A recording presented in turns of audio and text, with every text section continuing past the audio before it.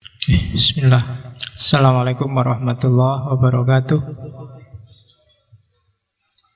Bismillahirrahmanirrahim. Alhamdulillahi rabbil alamin.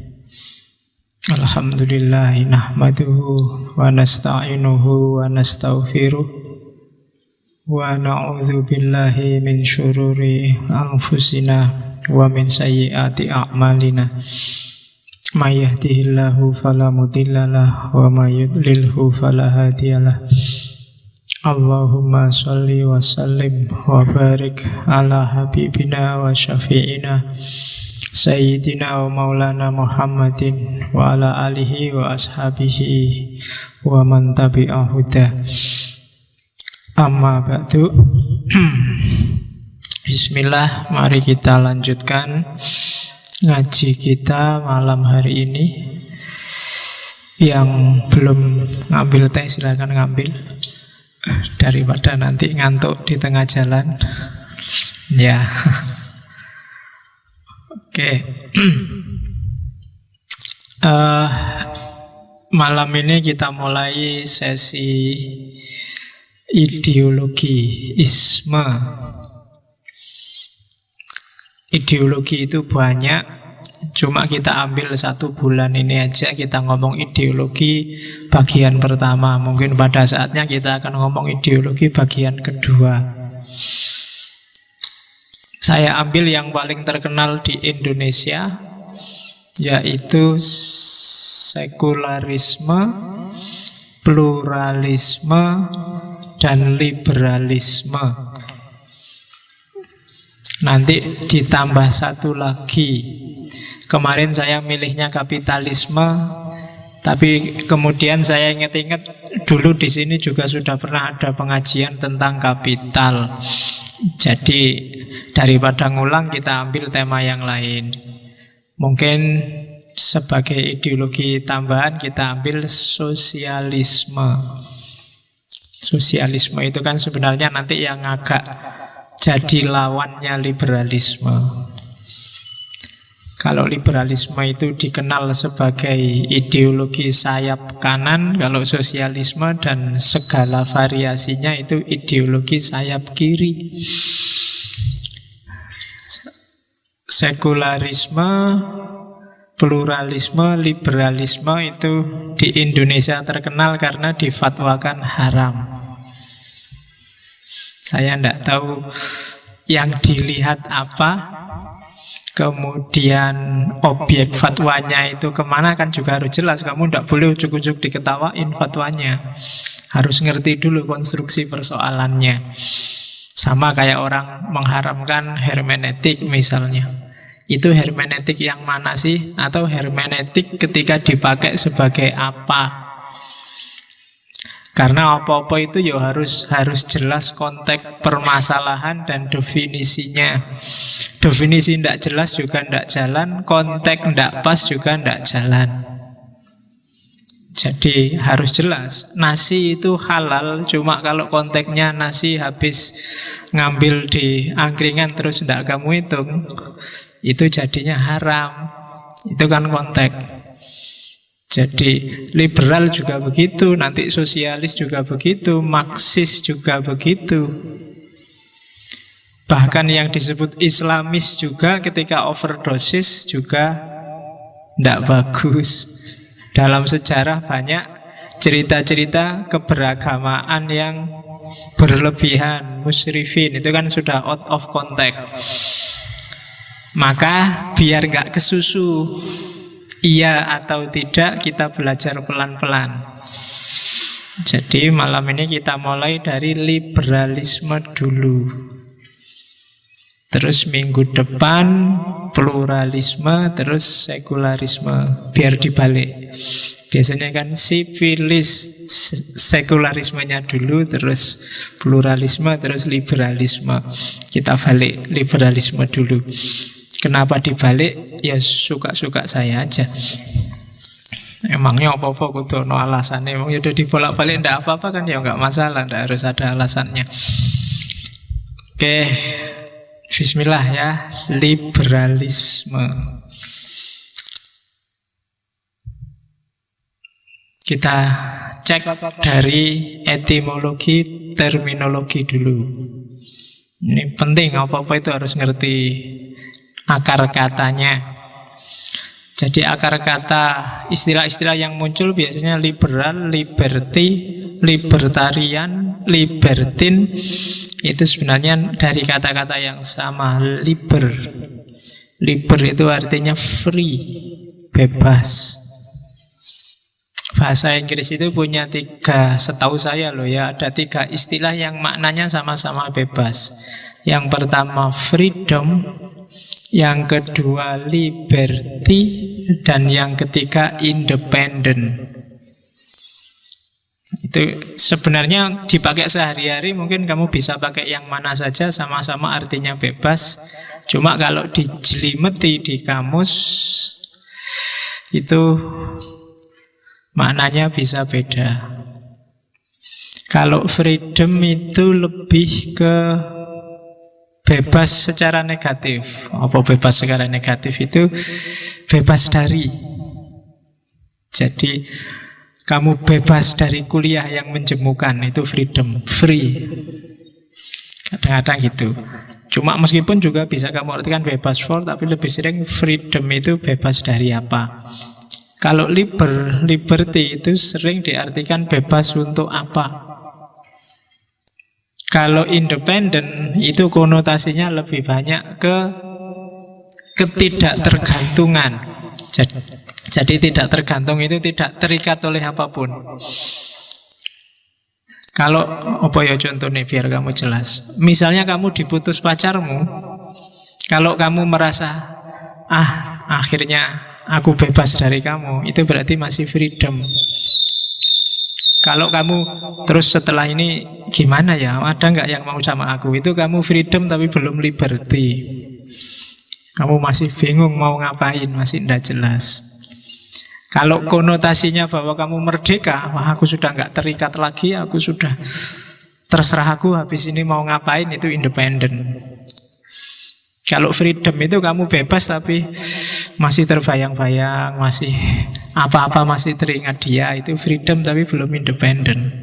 Kalau sudah independent itu kamu sudah tidak ada kamu juga tidak apa-apa. Nah itu independent analoginya.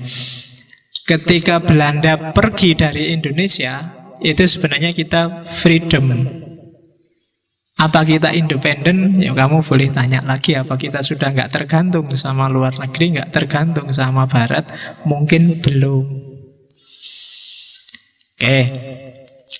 Nah, malam ini kita liberty. Sebenarnya kalau diterjemah pakai bahasa Indonesia, semuanya bisa kamu terjemahkan dengan kata-kata bebas. Jadi bebas itu ya free. Ya kan, kalau di Indonesia free mungkin lebih kadang-kadang dipakai arti gratis, tidak bayar. Yang paling kamu seneng kan terjemahan free yang gratis itu. Ya, free change.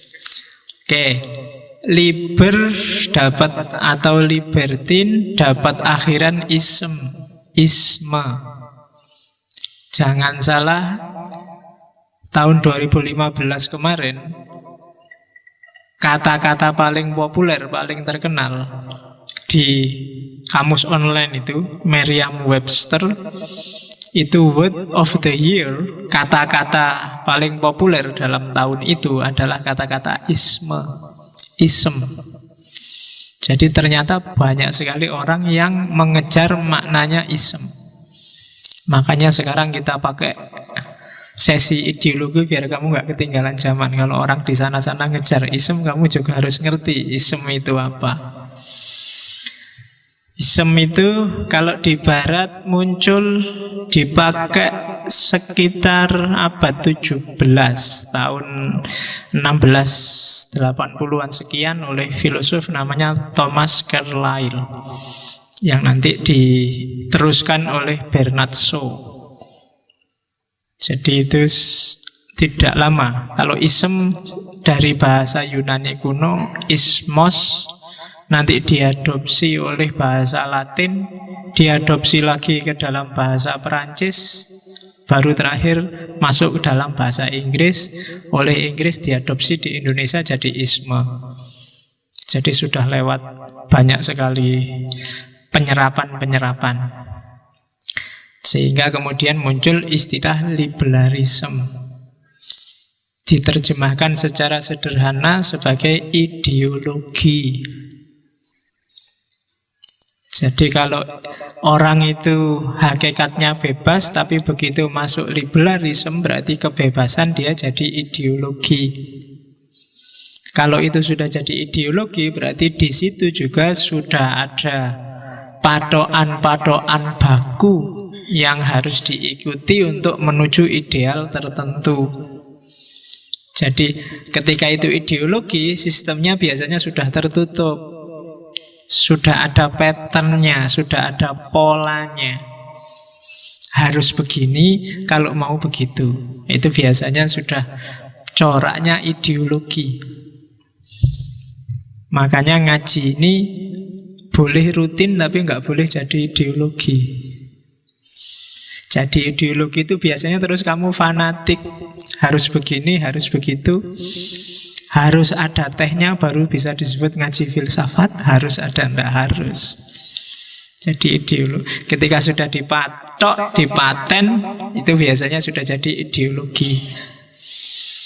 Oke, makanya ada orang itu harus berjiwa sosial, ya, tapi apa dia harus jadi kelompok sosialisme? Ya nanti dulu. Setiap orang boleh memperjuangkan kebebasan, tapi apa dia harus menganut idealisme? Ya kita pelajari dulu apa ya. Oke, jadi secara etimologi itu, secara terminologi itu ya dia ideologi atau sebuah perspektif filsafat lebih terkenal di dalam dunia politik yang dasarnya adalah kebebasan dan persamaan hak. Kebebasan dan persamaan hak dalam apa? Secara umum itu konsepnya bebas dan sama haknya dalam berpikir dan berekspresi. Nyawanya ada di situ.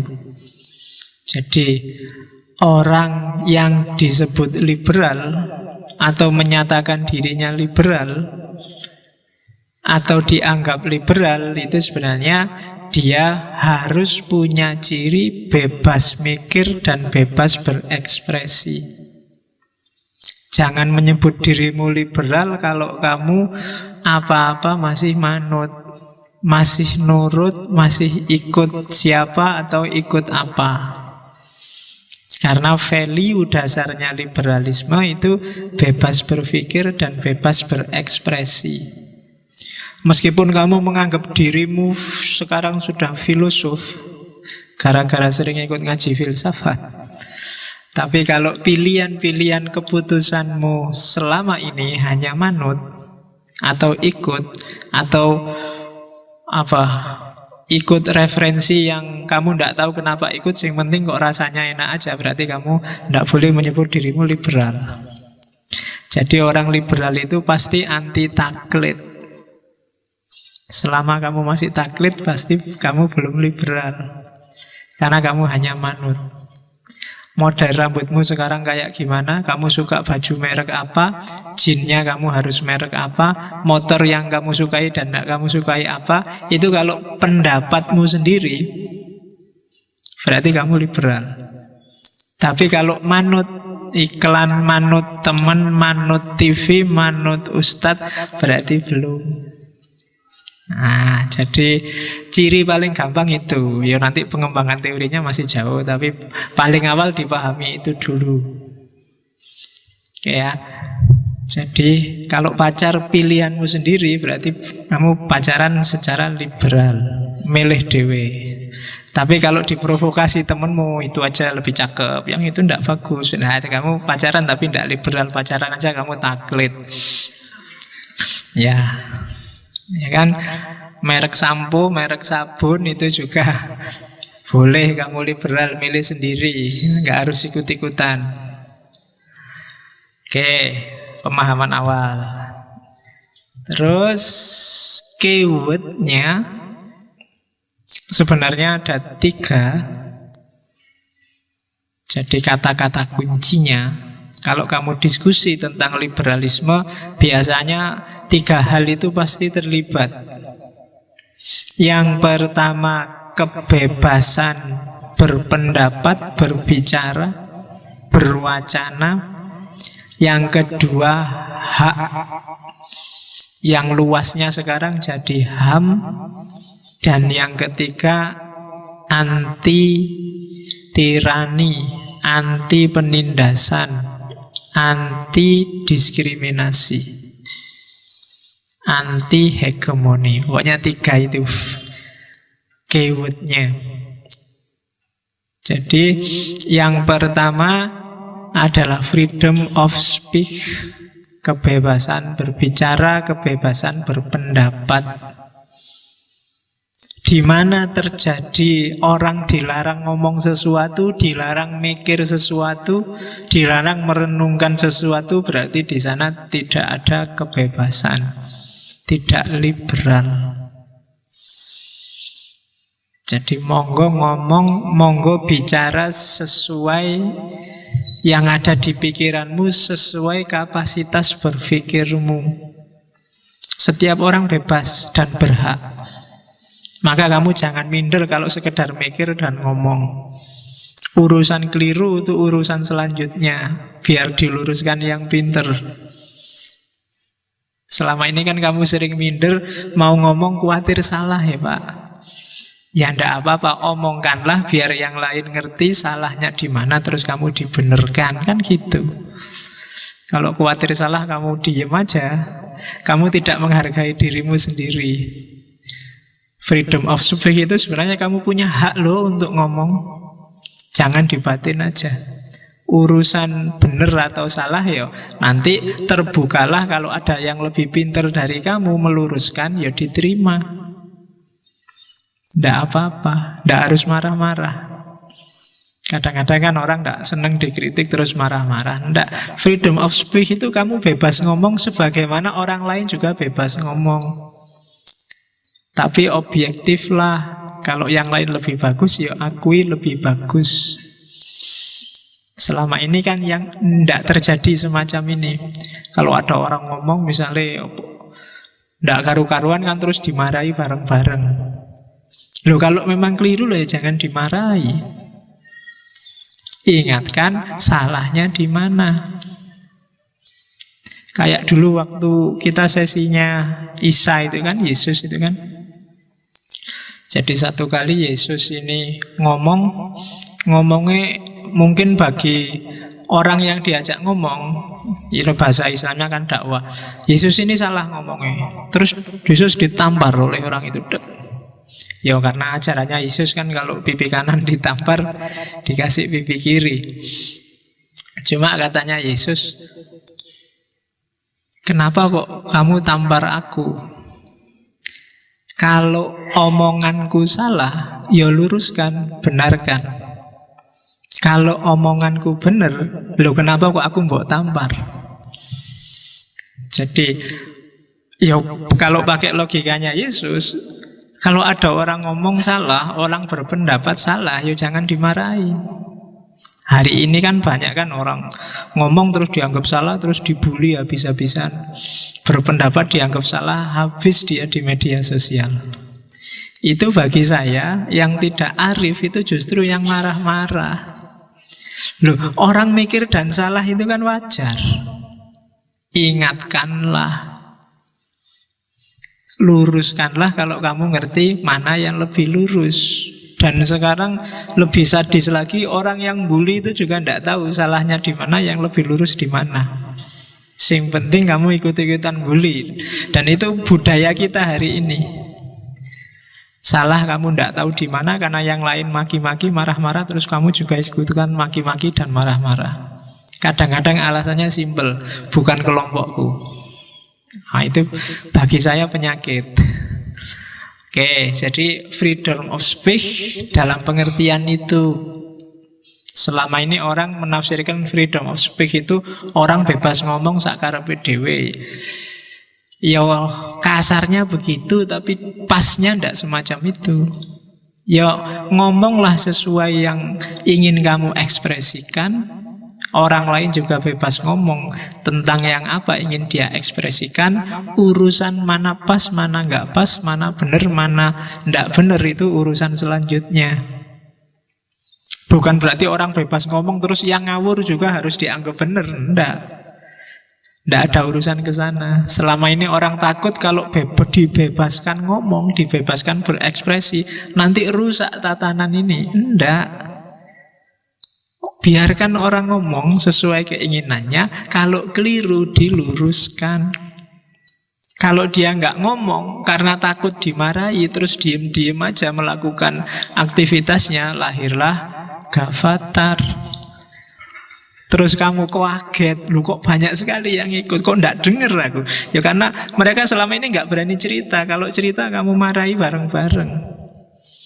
Akhirnya dia diem-diem, nggak ada yang meluruskan. Sekarang baru kita kaget. Oke, jadi freedom of speech. Kadang-kadang besok kamu inget-inget ya, kalau punya anak, punya saudara, berhadapan dengan orang yang gampang marah, kalau kamunya sendiri sok menyalah-nyalahkan, biasanya mereka tidak akan terbuka sama kamu. Freedom of speech-nya tidak dia pakai, dan akhirnya kamu tidak paham tentang anak-anakmu, tentang saudara-saudaramu. Akhirnya kamu kaget kalau dia, loh kok sudah kayak gitu pikirannya. Oke, maka freedom of speech nilai pertama yang dijamin. Terus hak, kalau dalam liberalisme yang paling dikenal semboyannya life, liberty, and property. Life itu hidup merdeka, not under everyone. Setiap manusia setara. Semuanya kalau dalam agama levelnya adalah makhluknya Allah. Tidak ada yang lebih tinggi. Yang ada hanya beda fungsi. Sekarang di sini saya fungsinya sebagai yang ngajar, yang ngasih sesuatu, kamu yang belajar. Itu hanya beda fungsi, nggak ada ranking, nggak ada hierarki. Itulah life. Orang kaya dan orang miskin itu sama, hanya beda peran. Kamu sama Jokowi itu sebenarnya sama saja, hanya beda dia main sebagai presiden, kamu main sebagai rakyat. Dia uangnya banyak, kamu nggak punya uang. Dia, ya kan beda peran. Ya kalau mau tukar peran, ya ngomong sendiri sama Jokowi. Gantian aku yang jadi presiden. Oke, jadi life yang not under anyone. Nggak boleh kamu meletakkan apapun dan siapapun di atasmu. Kalau di agama namanya musyrik. Karena di atasmu hanya ada Allah. Itu tauhid. Jadi prinsip pertama liberalisme itu sangat tauhid sebenarnya. Life not under anyone. Loh iyalah, memahaminya harus ke sana biar kamu nggak marah-marah. Oke, yang kedua liberty, bebas. Manusia itu mau ngapain aja boleh, terserah, cuma resiko tanggung sendiri. Apakah itu akibat baik maupun dampak yang buruk. Itu liberty, freedom of think. Kamu mau nakal ya boleh, cuma kalau dipukuli orang kampung ya jangan mengeluh. Nah, itu liberty, ya kan? Kamu mau males ya sakarepmu, cuma kalau ndak lulus-lulus sudah semester 13 ya ojo salahke dosennya. Itu liberty, bebas, freedom to do things. Kerjakan segalanya, tanggung sendiri akibatnya. Orang lain gak akan nanggung akibatmu. Wala taziru waziratu wisra ukhra. Jadi orang tidak akan menanggung bibit yang ditanam oleh orang lain. Kalau kamu yang nanam, ya kamu yang panen. Itu prinsip liberty. Besok yang ngukur bukan manusia, jadi nggak bisa disogok. Allah yang menghisap. Kamu dikasih kebebasan, dikasih kapasitas untuk milih. Allah ngasih yang baik, ngasih yang buruk, ngasih kamu kemampuan untuk milih. Mana yang kamu pilih itu keputusanmu, cuma nanti akan ada balasan. Kalau agama kan gitu logikanya. Liberty. Yang ketiga, property. Ini nanti yang ada hubungannya dengan ekonomi.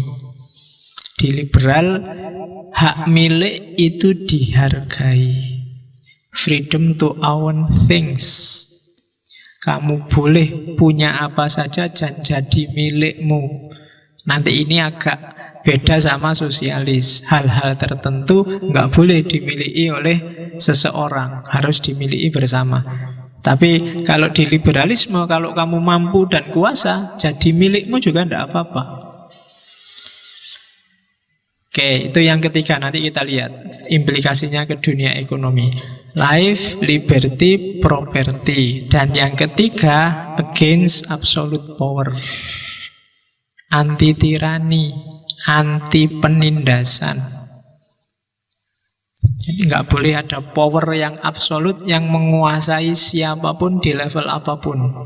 Karena begitu ada power yang absolut, maka akan ada yang live under anyone. Akan ada yang terhegemoni, tersubordinasi. Jadi keywordnya 3, freedom of speech, kemudian life, liberty, property, dan yang ketiga against absolute power. Nah, itu keywordnya. Jadi kalau mau diskusi yang ada hubungannya dengan liberalisme, termasuk yang paling terkenal hari ini, isu tentang Islam liberal, ingat-ingat 3 value ini.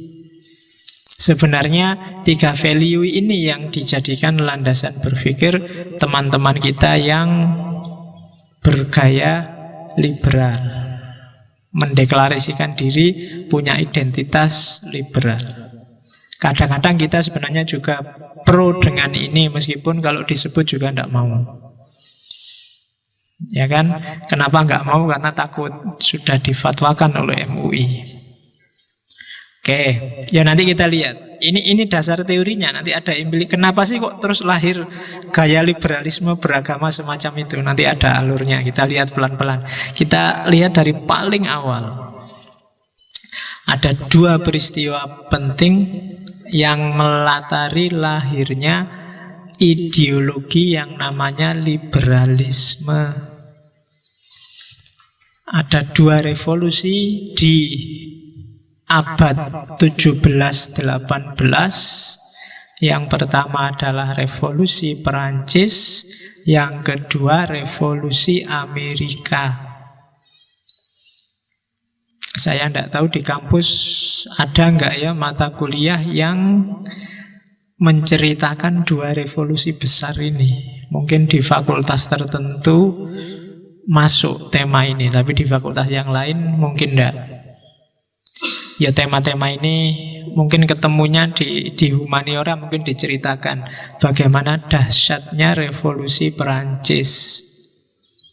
Jadi revolusi Perancis itu nanti menandai semacam transisi dari gaya kerajaan-kerajaan monarki menjadi gaya republik, menjadi nation state seperti yang kita kenal sekarang, menginspirasi lahirnya perubahan besar dalam tata politik dunia. Itu revolusi Perancis. Ya kalian sekali 2 kali pasti pernah lah lihat-lihat film-film Hollywood yang menggambarkan revolusi Perancis, bagaimana kelompok feodal, aristokrat, bangsawan, termasuk rajanya diberontak oleh rakyatnya, beberapa bahkan dihukum mati di alat yang namanya gilotin, yang kepalanya disuruh nongol terus ditabrak jues. Saya tidak tahu rasanya gimana. Ya, ya cuma mending itu kan. Cus, yang lihat memang tidak tega, tapi dari sisi cepatnya wassalam itu kan enak. Langsung belum sempat berkedip sudah, wah kepalaku di situ. Oke. Iya, nggak usah dibayangkan. Itu lebih cepat meninggalnya daripada kalau kamu dihukum mati dengan cara disetrum misalnya. Kan ada duduk di kursi listrik itu. Ada juga yang dihukum mati model abad tengah yang disalib kayak zaman-zaman Yesus itu kan ya sakitnya lama itu. Ada yang disula. Disula itu ada kayak tiang panjangnya yang lancip, terus orangnya ditancapkan dari atas mulai dari belakangnya itu, jadi dia tembus dari bawah sampai sini. Itu namanya disula. Zaman-zaman lot di Inggris itu modelnya disula. Jadi saya bayangkan ya sakitnya, kamu mulai dari anusmu ditancepin di bawah terus akhirnya karena lancip itu dan licin, jadi kamu terus menerus jatuh ke bawah set, sampai tembus di sini. Mungkin agak geli-geli dikit gimana gitu rasanya. Iya. Itu namanya disula. Oke, ya kayak kamu bikin kambing guling itu loh kan, ditusuk dari belakang, diputar. Cuma itu tusuknya dipancang, kamu dijatuhkan dari atas. Itu model-model hukuman zaman dulu ya, mengerikan. Itu revolusi Perancis. Dan jangan salah nanti imbasnya besar ke dunia Islam. Melahirkan gaya berpikir awal liberal itu sebenarnya nanti muncul di Mesir. Nanti kita lihat. Jadi yang pertama itu, yang kedua revolusi Amerika. Waktunya hampir bersamaan. Revolusi Amerika sama revolusi Perancis. Ini sebenarnya diawali dari pertempuran antara Amerika melawan Britania Raya Inggris zaman dulu. Amerika itu kan dulu masuk koloninya. Nah, koloni-koloni ini ingin membebaskan diri dari penjajahannya Inggris. Lahirlah nanti revolusi Amerika. Yang Amerika ini nggak sendirian, dia nanti dibantu Perancis, dibantu Belanda, dan beberapa termasuk dibantu Spanyol. Dan melahirkan konsep yang terkenal Declaration of Independence. Naskah proklamasinya Amerika yang menginspirasi lahirnya liberalisme. Kalau revolusi Perancis kan dikenal dengan 3 semboyannya. Liberty, equality, dan fraternity. Kebebasan, kesetaraan, dan persaudaraan. Dari situ nanti lahir ideologi liberal, termasuk revolusi Amerika. Tak kasih gambar Liberty Leading the People, Delacroix. Itu lukisannya Delacroix yang dilukis ketika peristiwa revolusi Perancis terjadi. Itu digambarkan Dewi Kebebasan yang di Amerika ngangkat obor yang di slide paling awal tadi itu juga sebenarnya patung sumbangannya Perancis. Itu Dewi Kebebasannya yang angkat bendera itu. Yang tak tutup hitam itu nggak boleh ditampilkan di masjid. Iya loh. Kalau nggak tak tutup masjidnya bubar nanti. Ya, bagi yang tertarik dibuka sendiri nanti di rumah. Oke, iyalah. Ya, hanya saja nggak tak tutup kepalanya. Kalau tak tutup kepalanya nanti nggak kelihatan wajahnya. Mungkin kamu komplain kok nggak jilbaban. Yo, itu Perancis zaman itu ya nggak mikiri jilbab dia. Oke ya, jadi itu Liberty Leading the People, Delacroix. Oke, jadi kesejarahannya begitu. Dari situ nanti muncul bibit-bibit kesadaran bahwa kesadaran ini sifatnya masif sedunia. Orang mulai sadar bahwa kita itu ternyata bebas loh ya. Manusia itu setara loh ya. Kok mau-maunya selama ini dihegemoni, dijajah. Kerajaan-kerajaan itu kok orang-orang yang hidup di istana kok enak-enakan narik pajak, nggak ngapa-ngapain. Kita yang susah setor pajak. Mereka hidup enak, kita yang sengsara, kita nggak dapat apa-apa. Dia yang enak-enakan terus, nanti yang melanjutkan kekuasaan anaknya, cucunya, lah kita dapat apa? Mulai kesadaran-kesadaran ini muncul. Bangsawan itu enak aja, nggak ngapa-ngapain. Ya kayak hari ini mungkin kamu kan jemu sekali, jengkel sekali sama DPR. Kerjanya apa? Cuma rapat, ngantuk, absen, bayarannya paling besar, dapat mobil, dapat itu. Nah, sama persis kayak zaman itu menghadapi bangsawan. Saya tidak tahu ya, sikapmu yang bosan dengan DPR nanti bisa lahir revolusi apa enggak.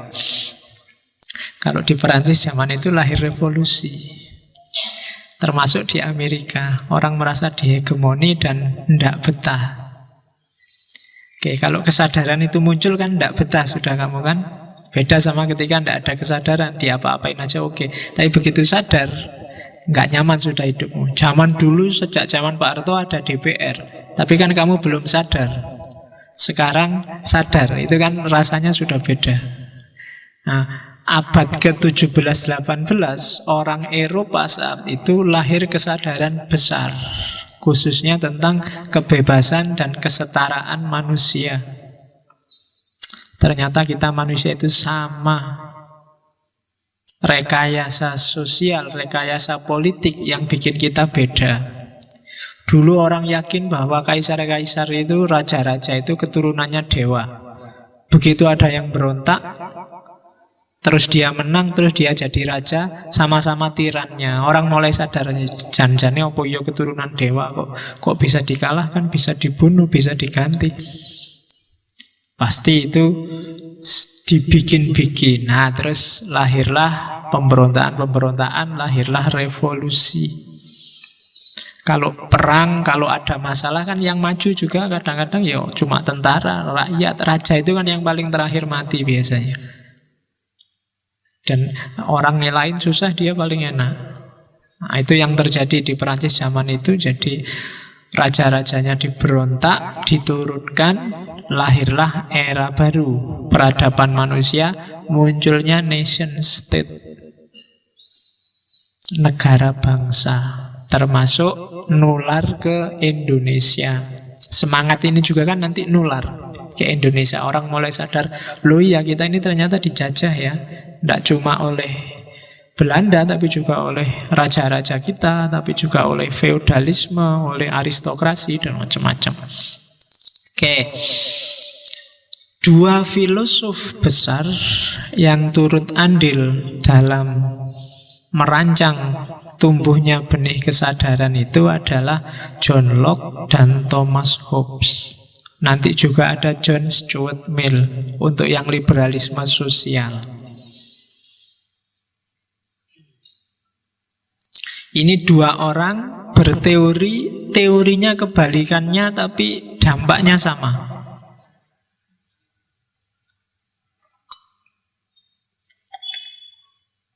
Kalau Thomas Hobbes itu teorinya suudzon pada manusia, kalau John Locke teorinya husnudzon. Ya, di buku-buku filsafat nggak ada kamu cari husnudzon dan suudzon itu. Ya. Jadi katanya Thomas Hobbes, manusia itu dasarnya jelek. Orang itu hakikatnya jelek semua. Kalau dibiarin, misalnya nggak dikasih aturan apa-apa, wis uripo sak karepmu, itu dunia langsung kiamat saat ini juga. Kalau nggak percaya coba aja. Sudah sekarang bebas, kamu mau ngapain aja, mau nyari pasangan siapa saja sekarang juga mau boleh, kamu mau tak jamin di sini langsung rusak. Kamu kalau memang bisa ambilin uangnya temenmu, kalau kamu mampu ambil aja. Kalau dia ngelawan kecil aja, pukuli aja beres. Kalau begitu dibebaskan gini, mungkin nggak lama 1-2 jam selesai rusak. Katanya Thomas Hobbes, dasarnya manusia itu jelek kalau nggak dikasih aturan. Oleh karena itu, orang butuh sistem, butuh masyarakat, butuh negara, sistem masyarakat, sistem politik yang namanya sekarang adalah negara, penguasa. Gunanya apa? Biar orang hidup damai. Jadi sebenarnya manusia itu bebas, tapi karena dasarnya dia jelek, maka dia butuh negara. Kebalikannya John Locke. Kalau bagi John Locke, Husnudzon dia. Manusia itu dasarnya baik, hakikatnya baik. Dia jadi jelek terpengaruh dari luar. Dibiarin aja orang itu sejak kecil itu mesti tidak mikir aneh-aneh kok. Nggak mikir neko-neko. Hanya mikir untuk memenuhi kebutuhannya saja, memenuhi fitrahnya saja. Dan itu baik. Cuma jadi jelek ketika hidup bareng orang lain. Ketika hidup bareng orang lain muncullah pikiran-pikiran jelek, muncullah hasrat-hasrat jelek. Karena mungkin yang lain punya sesuatu dia tidak punya, yang lain punya banyak dia punya sedikit. Yang lain selalu yang bikin kita jelek, katanya John Locke. Oleh karena itu kita butuh negara. Gunanya negara apa? Gunanya negara jadi wasit. Jadi biarkan orang sesuai keinginannya, sesuai gayanya hidup. Terserah dia mau hidup kayak gimana, monggo. Cuma kalau pas waktunya tabrakan, aku kepentinganku A, kamu kepentinganmu B, kok ndak nyambung tabrakan. Nah itu kan butuh wasit, biar nggak tawuran. Di situ orang butuh negara. Jadi yang satu karena manusia jelek, dia butuh negara yang mengarahkan biar nggak melakukan yang jelek-jelek. Kalau di John Locke, karena manusia itu baik, maka dia butuh negara yang jadi wasit biar kebaikan-kebaikan ini nggak saling tabrakan sehingga jadi jelek. Nah, itu dua filosofi, dua teori yang namanya state of nature, fitrahnya manusia. Ya wilayah, ya state itu wilayah, ranah, nature itu yang alami. Yang satu bilang secara alamiah manusia jahat. Kamu mungkin sering dengar istilah homo homini lupus. Bagaimana manusia itu saling memangsa satu sama lain. Secara natural, katanya Thomas Hobbes, kalau dibiarin aja, orang akan memanfaatkan orang lain untuk kepentingannya. Dan yang kedua John Locke, katanya John Locke, enggak kok, hakikatnya manusia itu baik. Hanya saja kadang-kadang antar kepentingan saling benturan. Itu yang bikin harus ada yang jadi wasit, biar benturan ini enggak jadi tawuran. Dua teori ini dari Thomas Hobbes dan John Locke nanti menginspirasi banyak orang untuk merumuskan karena itu seperti apa bagusnya, baiknya setiap orang mengekspresikan kebebasannya. Jadi ini basis teorinya dua. Saya tidak tahu kamu sendiri menganggap hidupmu itu aslinya jelek atau aslinya baik. Ya monggo kamu mikir sendiri. Coba kamu bayangkan seandainya bebaskan dirimu dari semua aturan, semua undang-undang, bahkan mungkin ajaran yang dicekokkan padamu sejak kecil. Terus kamu bayangkan hakikatnya kamu itu kayak gimana sih? Ketemunya kamu itu baik apa jahat? Coba sekali-sekali kamu mikir. Sekali-sekali ambillah kertas, ambillah bukumu, terus tulislah semua mimpimu. Entah itu mimpi baik, mimpi jahat, mimpi jelek, mimpi licik, mimpi tulisan semua. Jajal, jatuhnya kamu itu banyak jeleknya apa banyak baiknya. Letakkan dalam tanda kurung semua dogma jajal. Ini jajal loh ya, ojo tenanan. Jadi dipending dulu, misalnya kamu diajari harus sopan, diajari nggak boleh gini, nggak boleh gitu, itu dipending dulu. Seandainya boleh, kamu pingin apa sih? Misalnya pingin pacar lah, seandainya boleh pacaran itu kamu pinginnya kayak gimana? Seandainya boleh kuliah itu pinginmu kayak gimana? Seandainya boleh sama orang tua kamu pinginnya kayak gimana? Sama saudaramu pinginnya kayak gimana? Seandainya boleh apa saja. Jajal kamu bikin daftar kayak gitu. Nanti akan kelihatan janjane kamu itu dasarnya jelek apa dasarnya baik. Ya ndak usah dikasih tahu orang lain, buat dirimu sendiri. Kok ketemunya ternyata kamu itu jahat sekali, ya bertobatlah. Berarti pikiranmu itu pikiran agak gelap. Kalau bagus, ya pertahankan itu. Bagi saya dua orang ini, baik Thomas Hobbes atau John Locke, tidak bisa digeneralisir. Kadang-kadang kamu kayak Thomas Hobbes, kalau dibiarin nguatiri. Ya, kalau nggak dikasih pagar, habis sekelilingmu. Tapi kadang-kadang juga kayak Thomas Hobbes. Oke. Jadi basis filosofinya itu. Yang satu bilang fitrah manusia itu jelek, yang satu bilang fitrah manusia itu baik. Tapi dua-duanya sama-sama bebas. Karena dia bebas, sementara yang satu jelek, yang satu baik, maka orang butuh aturan. Untuk ngopeni aturan butuh penguasa. Lembaganya penguasa itu hari ini namanya negara. Kalau nggak ada negara yang pro demokrasi dan anti demokrasi, mungkin sudah perang sejak dulu. Kalau nggak ada negara, mungkin bahkan NU dan Muhammadiyah itu sudah pukul-pukulan sejak lama. Itu gunanya negara. Oke ya, itu state of nature. Nah, dari ide dan sejarah dan filosofi tadi, nanti lahir pertama namanya liberalisme klasik. Gagasan-gagasan awal tentang liberalisme. Munculnya liberalisme awal itu modelnya adalah model kebebasan negatif. Saya bilang tadi model freedom, bebas dari. Bebas dari apa saja, termasuk dari masyarakat. Orang-orang liberalisme klasik punya pandangan kalau bisa sistem, aturan, kemudian dogma, ajaran, norma sosial, apapun itu yang hubungannya sama kehidupan bareng, seminimal mungkin. Semakin minimal norma, ajaran, adat, tradisi, semakin orang bebas. Semakin banyak aturan, semakin banyak tradisi, semakin orang tidak bebas.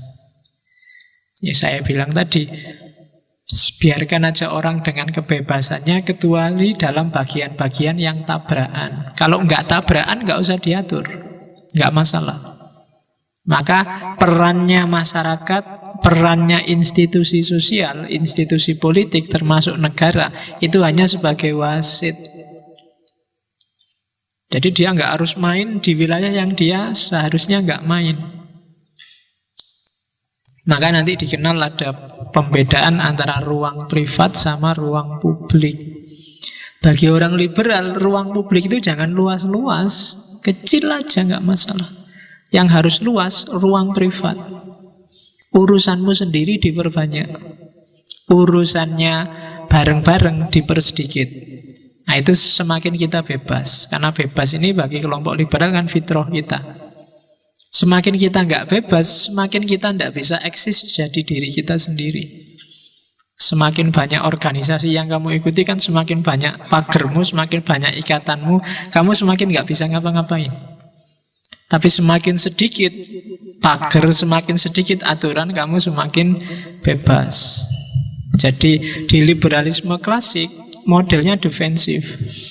Jadi jangan banyak aturan, jangan banyak norma, jangan terlalu banyak adat, terlalu banyak tradisi. Itu sama dengan semakin nambah belenggu hidupmu. Jadi sisihkan sebanyak mungkin. Maka sebisa mungkin kayak ngaji ini, biar kamu bebas, jadikan dia lebih besar wilayah privatnya daripada wilayah publiknya. Ya contohnya misalnya sudahlah ngaji, ndak apa-apa, ndak pakai sarung, terserahlah mau pakai kostum apa, asal nggak pakai celana pendek apa celana dalam aja. Itu kan berarti apa? Ruang privatnya ada dan banyak. Dalam urusan kostum, kamu punya keleluasaan milih sendiri. Itu berarti apa? ruang privatnya besar. Atau kita perbesar ruang publiknya. Kita seragam ya, ngaji filsafat besok seragamnya putih-putih, pakai kopiah putih. Terus diawali dari kita membaca tahlil bersama, terus sholawatan bersama. Nanti di akhirnya banyak aturannya kayak gini. Namanya ruang privatnya jadi kecil, ruang publiknya yang luas. Terlalu banyak aturan, akhirnya kita tidak bebas. Kalau pas baju putihmu dicuci, kamu nggak berani berangkat, khawatir beda sama yang lain. Nah, jadi itu namanya ruang publik dan ruang privat. Makanya biasanya orang yang terlalu banyak ruang publik, hidupnya nggak bebas. Orangnya cenderung gampang stres. Ya kan, opo-opo diatur. Gini nggak boleh, gitu nggak boleh. Sumpek kan kamu. Tapi semakin luas ruang privatnya, semakin kamu bisa bernafas lega. Meskipun kalau kamu tidak kenal batas, akhirnya kamu bisa bablas. Orang yang tidak ngerti batas itu kadang membahayakan dirinya sendiri juga. Jadi di liberalisme klasik sangat diwanti-wanti, jangan sampai kamu mengorbankan individu untuk kehidupan sosial. Logikanya tidak semacam itu. Logikanya adalah kalau individu-individu itu baik dan nyaman, otomatis masyarakat kehidupan bersama juga baik dan nyaman. Kalau masyarakat isinya orang waras semua, ya masyarakatnya kan enak. Isinya orang-orang waras. Tapi kalau isinya orang stres semua, ya hasilnya juga masyarakatnya kacau. Isinya orang-orang stres. Jadi logikanya bukan masyarakat yang mempengaruhi individu, tapi harusnya individu yang mewarnai masyarakat. Cara berpikirnya dibalik. Oke, jadi Indonesia ini bangsa yang ramah apa bangsa yang mudah marah, itu tidak tergantung Indonesianya, tapi tergantung individu-individu yang ada di Indonesia. Nah, itu liberalisme awal. Gayanya kayak gini karena zaman itu orang sedang dijajah habis-habisan. Gaya imperialisme itu kan sedang marak-maraknya di level apapun, baik fisik maupun politik, ekonomi, budaya. Kalau hari ini kan yang imperialisme fisik kan tidak ada. Orang dijajah itu biasanya budayanya, ideologinya, atau mungkin ekonominya. Tapi yang penjajahan murni mungkin sudah dapat dikatakan nggak ada hari ini. Jadi itu liberalisme klasik. Nah, di antara mengukur kamu itu orang yang bahagia apa enggak, coba dicek. 100% hidupmu itu berapa puluh persen yang itu ruang publik dan berapa puluh persen itu ruang privat. Kuliah itu ruang publik apa ruang privat? Ngaji ruang publik apa ruang privat? Makanmu itu ruang publik apa ruang privat? Kalau makan itu suka-suka aku pinginnya ayam, ya tempe, itu urusanku, itu ruang privat. Tapi kalau kamu makan itu aturannya adalah jam sekian makan malam, jam sekian makan pagi. Ke warung itu harus kayak gini. Semakin banyak aturan, bahkan ngambil makanan harus pakai 3 jari. Kemudian ngunyahnya 40 kali. Kemudian setiap kali sebelum makan buahnya dulu, setelah buah setiap makan diselingi minum. Wah, kayak aturan. Tak jamin makan itu bukan sesuatu yang nikmat. Mangan wis stres kamu. Baru ngunyah, ini sudah 20 apa 21 ngunyahnya ya wis.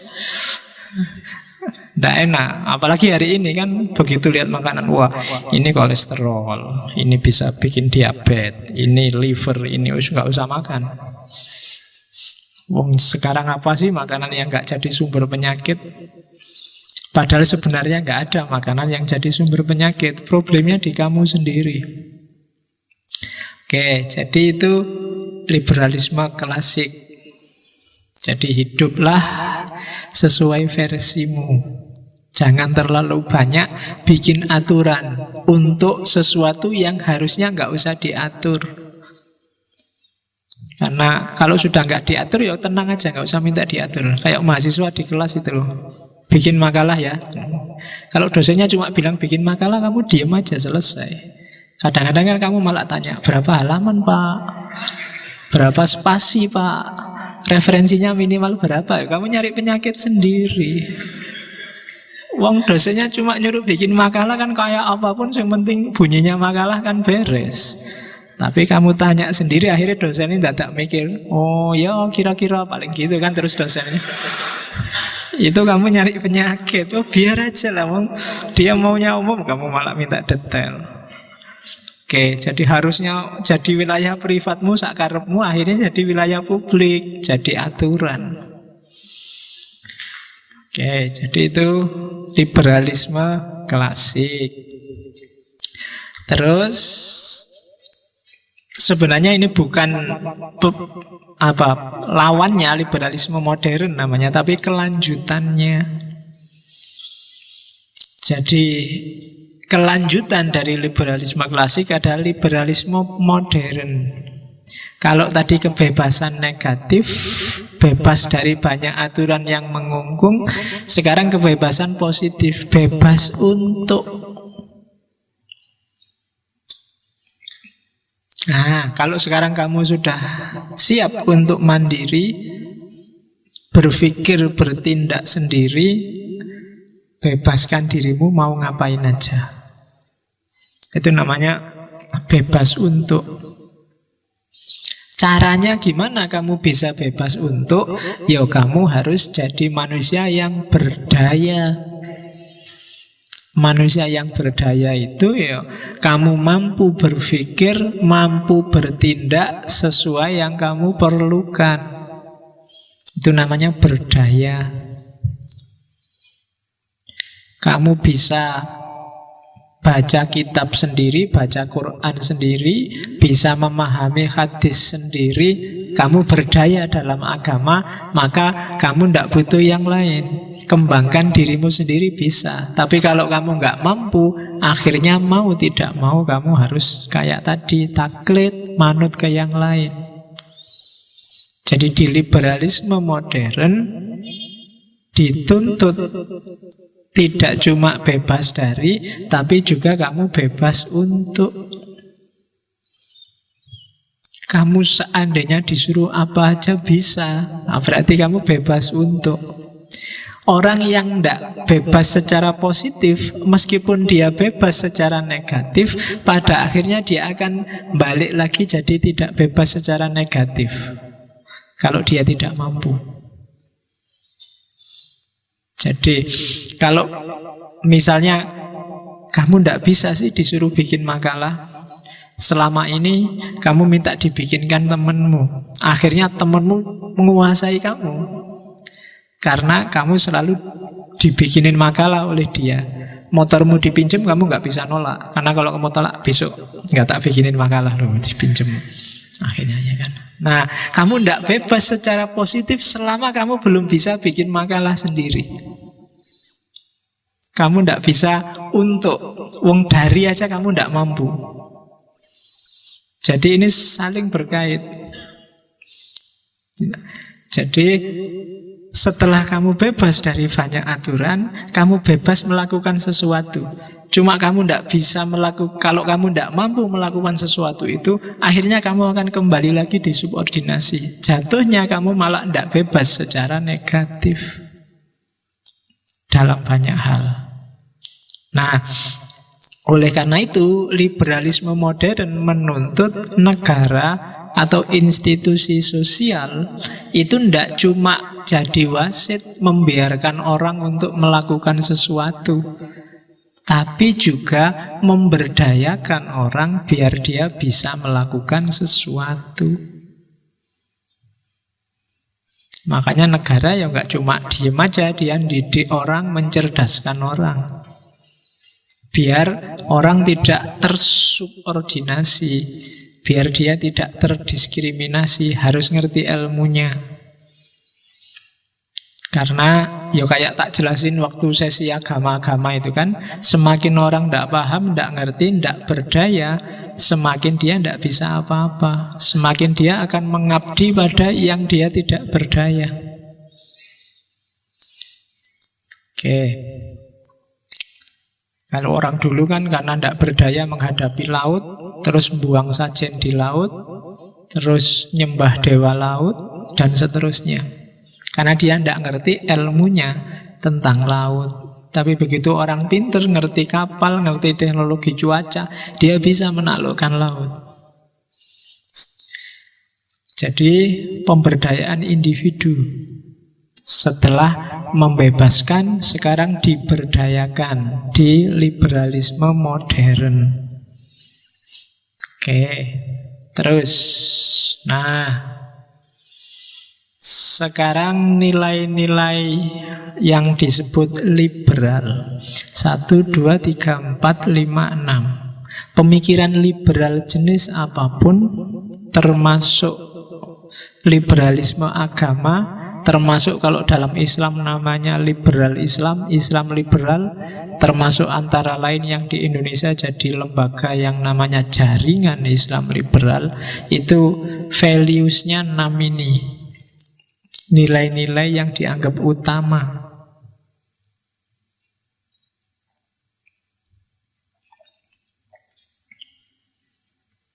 Yang pertama, hold the basic equality of all human being. Oke, jauh. Biar sekali-sekali kamu dengar yang bahasa Inggris, biar nggak bahasa Indonesia terus. Jadi hold the basic equality of all human being itu kesetaraan. Semua liberalis itu mengedepankan pandangan bahwa setiap manusia sama, setara. Setara nggak harus diartikan sama ya. Jadi setara itu sak level. Jadi itu yang disebut equality. Laki-laki dan perempuan, dosen dan mahasiswa, presiden dan rakyat, kiai dan santri, takmir dan jamaah, itu semuanya equal. Beda fungsi, beda peran saja. Jadi hold the basic equality of all human being. Tidak boleh ada anak emas, anak tiri. Setiap manusia sama. Berikan hak yang sesuai haknya. Jangan ditambahi, jangan dikurangi. Jadi hold the basic equality of all human being. Makanya ini pandangan yang anti menang-menangan, apalagi sombong, apalagi angkuh, termasuk juga anti minder.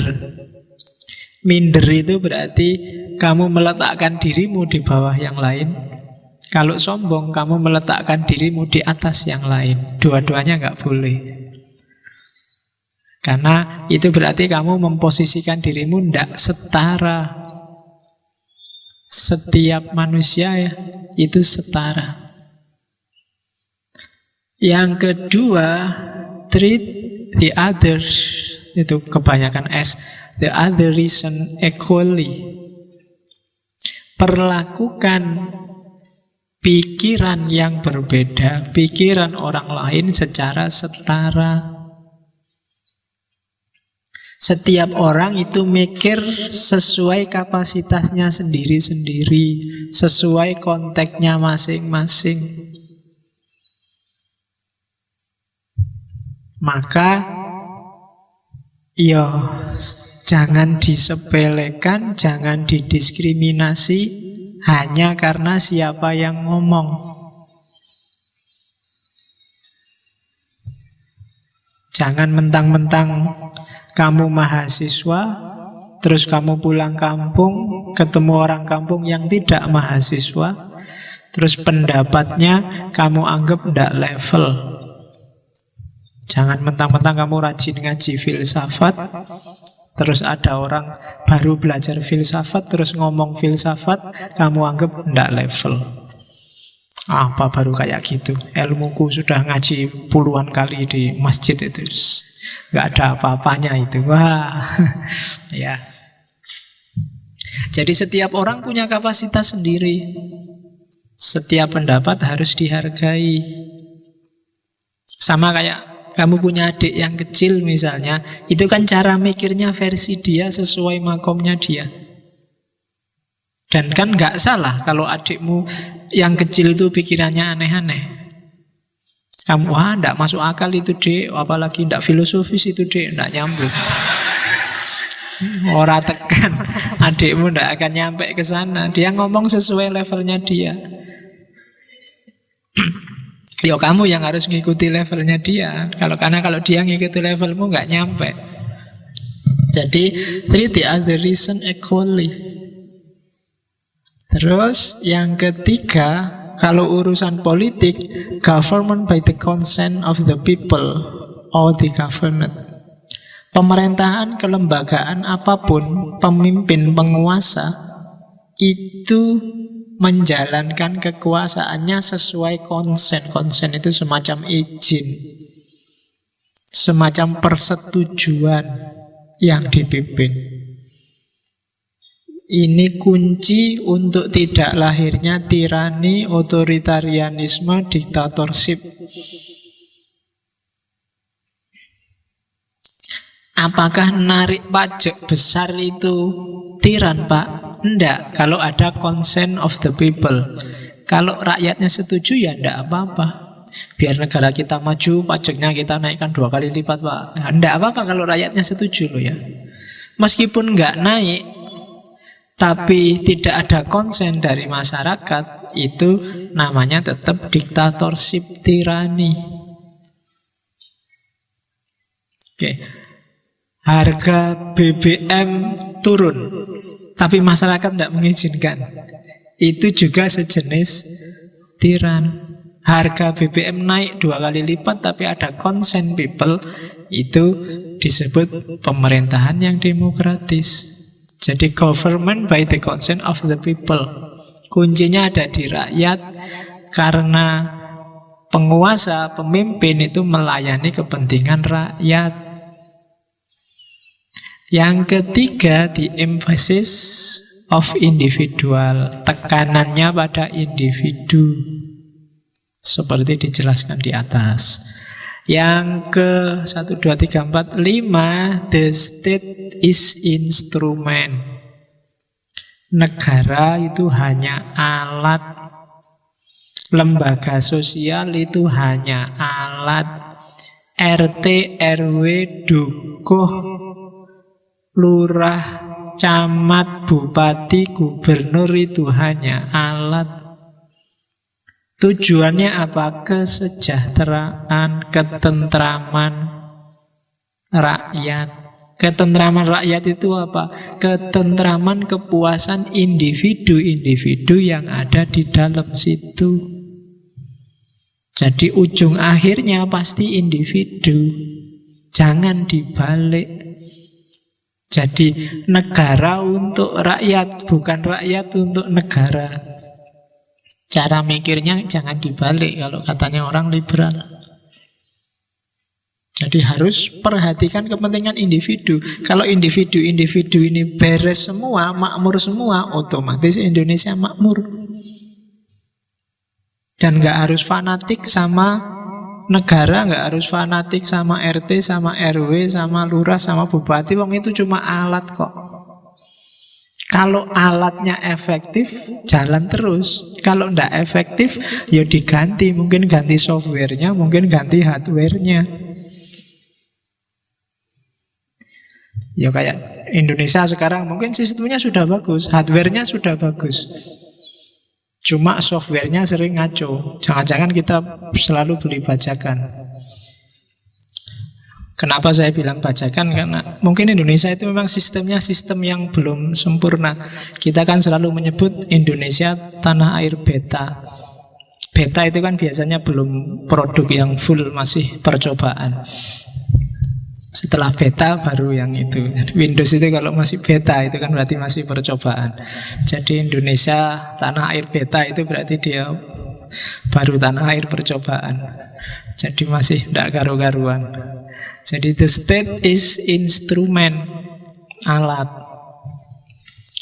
Oke, sebenarnya kalau kamu berani bisa bilang agama juga alat. Dia punya tujuan. Kuliah juga alat, belajar juga alat, ngaji juga alat. Jangan sampai ngaji ini jadi tujuan. Dia harus kamu jadikan alat, entah untuk apa, sesuai versimu sendiri-sendiri. Pak, saya ngaji itu alat untuk, daripada nganggur kalau malam kemis, Pak. Alat untuk membunuh kengangguran. Alat, tidak apa-apa ya, sesuai versimu sendiri-sendiri. Itu alat, jangan dijadikan tujuan. Jangan ngaji untuk ngaji. Eman-eman kamu tidak akan bisa ngambil hikmah, nggak akan bisa ngambil manfaat. Terserah kamu patok untuk apa ngaji ini, tapi jangan ngaji untuk ngaji, karena lama-lama ngajinya kamu dewakan. Sama dengan agama untuk agama. Ketika agama untuk agama, ya akhirnya lahirnya literalisme, lahirnya kekerasan, radikalisme. Ada tujuan lebih tinggi ketika Allah ngasih manusia sesuatu yang namanya agama. Jangan sampai demi alat, demi wasilah kita kehilangan tujuan, kehilangan ghoyah. Oke. HP itu juga alat, ya kan? Tujuannya komunikasi. Jangan sampai kehilangan komunikasi gara-gara kamu punya HP. Sering kan malah kebalikannya. Begitu kamu punya HP, temenmu di sebelah ini kan nggak kamu sopo, kamu HP-nan sendiri, yang sana ngadep sana ngadep sana. Itu kan kebalik. HP ini alat komunikasi, tapi gara-gara HP kita kehilangan komunikasi. Itu namanya wasilah dan goyahnya ndak nyambung. HP itu kan kamu pakai komunikasi yang serius kan bisa dihitung dengan pulsa, dengan jari. Sekali dua kali, tapi kebanyakan kamu pakai ngomong yang aneh-aneh di WA, pakai Facebook, tapi komunikasi beneran. Bapakmu nelpon sampai nggak bisa masuk karena mau pakai WA terus. Oke, jadi gara-gara alat komunikasi kamu kehilangan komunikasi. Gara-gara agama yang rahmatan lil alamin, kamu hidup kita jadi kebalikannya rahmatan lil alamin. Jadi sering jadi sumber bencana. Karena kamu salah memposisikan alat. Jadi, oh ya. Dan yang terakhir, refuse dogmatism. Anti-dogmatisme. Anti-dogmatisme nggak sama dengan anti agama, nggak sama dengan anti ajaran loh ya. Anti-dogmatisme itu anti pembekuan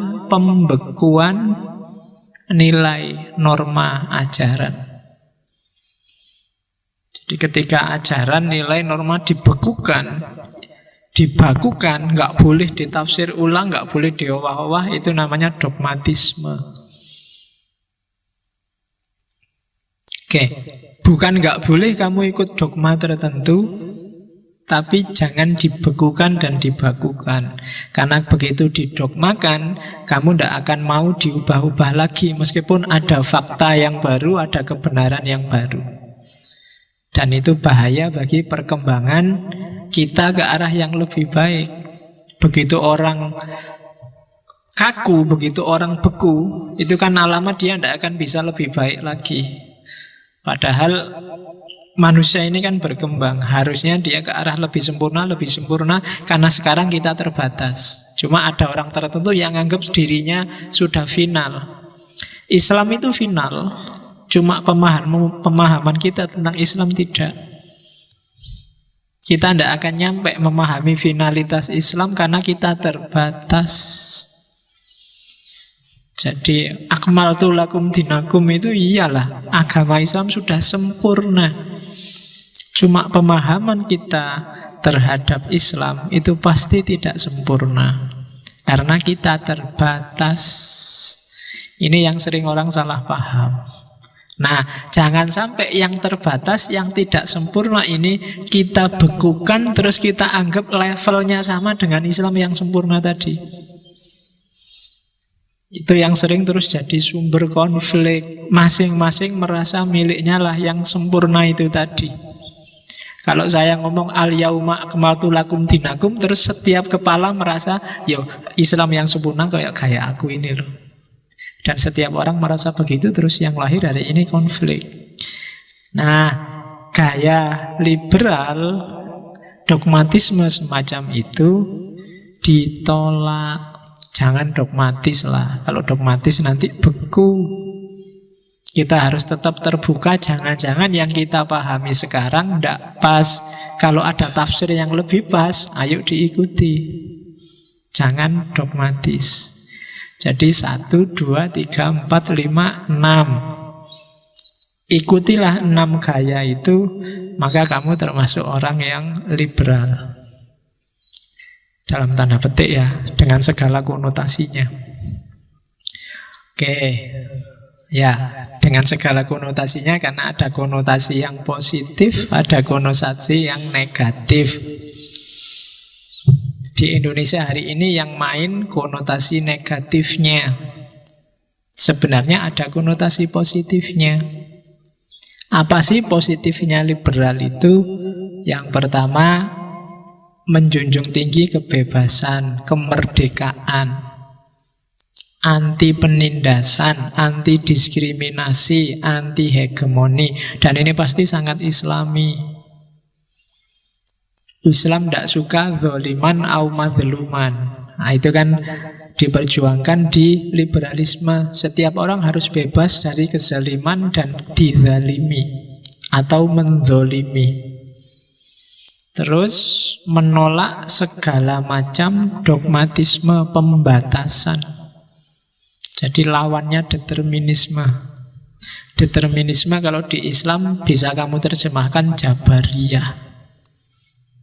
Bahwa hidup ini 100% A sampai Z sudah dirancang, dipastikan oleh Allah, dan kita sebenarnya nggak punya peran apa-apa. Itu kan namanya Jabariyah. Atau naturalisme. Naturalisme itu segala sesuatu sudah ada hukum alamnya. Itu naturalisme. Jadi determinisme dan naturalisme itu dikritik oleh liberalisme. Kalau untuk konteks manusia, dia pasti tidak deterministik. Buktinya besok, misalnya dalam agama, besok masih ada hisab. Kalau determinisme ya tidak usah dihisab, memang skenarionya. Buktinya masih dikasih nabi, masih dikasih kitab suci. Orang disuruh milih jalan lurus apa jalan bengkok, itu berarti kita bebas. Jadi menjunjung tinggi kebebasan, itu positifnya. Negatifnya, ya seandainya ada orang yang mau sakarepe dhewe, itu bisa pakai dalil liberalisme. Atau dunia sosial biasanya nggak srek sama orang yang liberal. Karena orang yang liberal biasanya suka ngeritik, suka berontak terhadap tradisi. Tradisi itu kan apa yang sudah jalan selama ini dan dianggap baik. Perhatikan kata-kata dianggap baik loh ya. Karena kadang-kadang dianggapnya kamu buang. Jadi tradisi itu dianggap baik. Dianggap baik itu ya bisa jadi memang baik, bisa jadi tidak baik. Nah, orang liberal itu punya kecenderungan untuk ngobrak-abrik ini, mengkritisi, melakukan revolusi-revolusi atas nama tradisi. Jadi tradisinya dikritik, kira-kira yang dianggap baik tadi benar-benar baik apa enggak, maslahat apa enggak, relevan apa enggak. Dan ini kan secara sosial orang-orang semacam ini memang menggelisahkan. Itu konotasi negatifnya. Jadi secara positif dia menjamin nilai kemanusiaan, kemerdekaan manusia. Secara negatif dia cenderung melawan tradisi sehingga sering jadi sumber masalah. Cuma visinya sebenarnya yang di atas tadi. Ini saya sebut konotasi. Konotasi itu bisa dibawa ke sana, bisa dibawa ke sini. Cuma kita tidak boleh terjebak oleh konotasi. Konotasi itu kan berarti sudah kesannya orang. Kalian kan sudah termasuk intelek, kelompok elit lah, sudah ngerti ilmu macam-macam, ya tidak boleh tergiring oleh konotasi. Konotasi itu kesan. Dipahami di sana begini, dipahami di sini begitu. Kamu tidak boleh terombang-ambing ini, harus ngerti. Oh, yang benar semacam ini toh. Oh, liberalisme itu ternyata semacam ini toh. Nah, itu konotasi. Kadang-kadang kalau ada masalah, biasanya kamu tergiring oleh konotasi. Siapa membunuh siapa, siapa ngeracun siapa itu kan kadang banyak konotasi-konotasi yang bermain. Oke, sekarang kita lihat. Tadi saya ngomong konteks. Jadi liberalisme itu banyak konteksnya. Ada personal, ada sosial, ada budaya, ada politik, ada ekonomi. Yang pertama personal. Secara personal, apa sih liberalisme itu? Liberalisme kalau per individu biasanya orang yang punya pandangan anti feudal, anti kemapanan, orang yang rasional, independen, open minded. Itu cirinya. Kritis terhadap adat istiadat, tradisi, tidak mau terikat. Perhatikan ciri-ciri tiga yang di atas itu semua kan gaya berpikir, gaya hidup. Kamu termasuk orang yang bergaya hidup liberal kalau kamu mengembangkan gaya anti tradisi, anti adat istiadat, tidak mau terikat, independen, rasional, berpikiran terbuka, anti feodalisme. Kalau kamu punya karakter ini, berarti kamu tergolong oleh yang liberal. Meskipun kamu punya kartu anggota Islam liberal misalnya, tapi kalau gayamu mikire dogmatis, ora gelem disalahke, selalu membela kelompoknya sendiri, itu berarti kamu belum liberal. Mungkin ada orang yang tidak merasa dirinya liberal tapi sebenarnya sangat liberal. Sangat mungkin ada, secara personal. Jadi ini semacam gaya hidup. Tapi memang tidak mudah. Setiap orang biasanya anak tradisinya sendiri-sendiri. Hanya pemberani yang berani mengkritik tradisi yang dia anggap tidak pas. Biasanya setiap orang itu membela, nyarikan dalil, nyarikan dasar bahwa tradisi yang dia ikuti selama ini benar. Di level apapun. Jadi tidak gampang loh kamu jadi orang liberal itu. Maka jangan gaya merasa dirimu liberal. Saya itu liberal Pak Akang. Liberal apa? Kalau sekedar sakar PDW itu belum liberal. Wong saya kalau ke kampus pakai sandal loh Pak. Wah, nggak ada hubungan nih kampus pakai sandal dengan liberalisme. Loh saya rambutku gondrong loh Pak. Apa mana rambut gondrong? Oke, jinnya sobek-sobek Pak. Tidak ada hubungannya. Oke. Jadi secara person karakter dasarnya adalah kritis, anti feodalisme, rasional, independen dan open minded. Terus kalau politik, liberalisme secara politik itu berarti sistem politik yang anti sentralisasi, anti absolutisme kekuasaan. Ya, makanya dari revolusi Perancis tadi kan dari sistem monarki kerajaan yang sentralistik, absolut, jadi sistem republik. Nah, itu kan perkembangan luar biasa. Jadi konteks politik cirinya itu anti sentralisasi politik dan absolutisme kekuasaan. Terus ciri kedua biasanya mencurigai segala bentuk kekuasaan yang cenderung menindas. Biasanya itu dicurigai. Caranya gimana sih biar kekuasaan itu tidak menindas? Ya biasanya dibikinkan namanya konstitusi. Kalau di Indonesia ya undang-undang. Jadi itu liberalisme politik. Ya contoh paling gampang ya Indonesia ini sebenarnya model republik, model ada DPR presidentil itu sebenarnya baunya bau liberal. Coraknya corak liberal. Oke, terus itu kalau politik. Kalau budaya, dalam konteks budaya adalah liberal itu biasanya menoleransi, membiarkan, tidak anti terhadap budaya, gaya hidup, pilihan ekspresi setiap individu. Lembaga-lembaga sosial nggak boleh ikut campur. Ya termasuk misalnya tak kasih contoh yang ekstrim ya. Pemerintah nggak boleh ikut ngatur-ngatur sastra. Orang mau nulis apa aja boleh. Itu haknya dia. Kayak di Denmark bikin kartun Nabi Muhammad. Oh itu ya haknya mereka yang bikin kartun. Itu dalam konteks budaya.